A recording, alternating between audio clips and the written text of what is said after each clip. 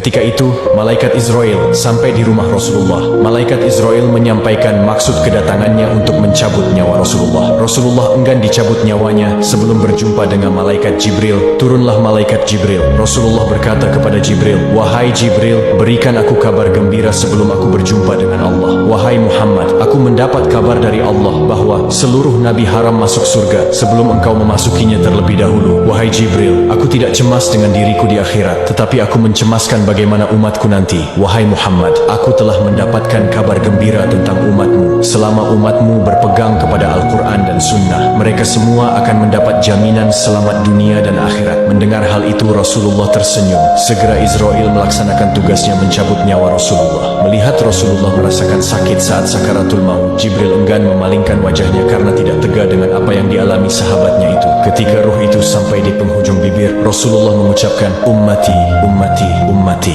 Saat mendengar kabar wafatnya Rasulullah, Sayyidina Umar hanya berdiri mematung sambil memberikan tatapan kosong seakan tidak percaya akan kepergian sang kekasih Allah. Sayyidina Umar berkata, "Sesungguhnya beberapa orang munafik berkata bahwa Rasulullah telah wafat. Tidak, sesungguhnya beliau tidak wafat, melainkan pergi bersama Robnya sebagaimana Musa bin Imran yang pergi selama 40 hari dan kembali setelah mengira ia telah meninggal. Demi Allah, Rasulullah benar-benar akan kembali, dan barang siapa yang mengatakan Rasulullah wafat, maka akan aku pancung kepalanya." Mendengar teriakan Umar, Abu Bakar keluar dari kamar Rasulullah dan berkata, "Duduklah wahai Umar, tenangkan dirimu." Sayyidina Umar seakan tidak menghiraukan perkataan Abu Bakar, hingga Abu Bakar kembali berkata, "Barang siapa di antara kalian yang menyembah Muhammad, maka sesungguhnya Muhammad telah meninggal dunia. Dan barang siapa di antara kalian menyembah Allah, maka ketahuilah Allah itu maha hidup dan tidak meninggal. Muhammad itu tidak lain hanyalah seorang Rasul, dan sungguh telah berlalu sebelumnya seorang Rasul. Apakah jika dia wafat atau dibunuh, kamu akan murtad?" Saat mendengar ayat itu dibacakan, Sayyidina Umar tidak kuasa lagi menahan kedua kakinya. Ia duduk di atas tanah seraya berkata, "Kini aku sadar bahwa Rasulullah benar-benar telah meninggal dunia."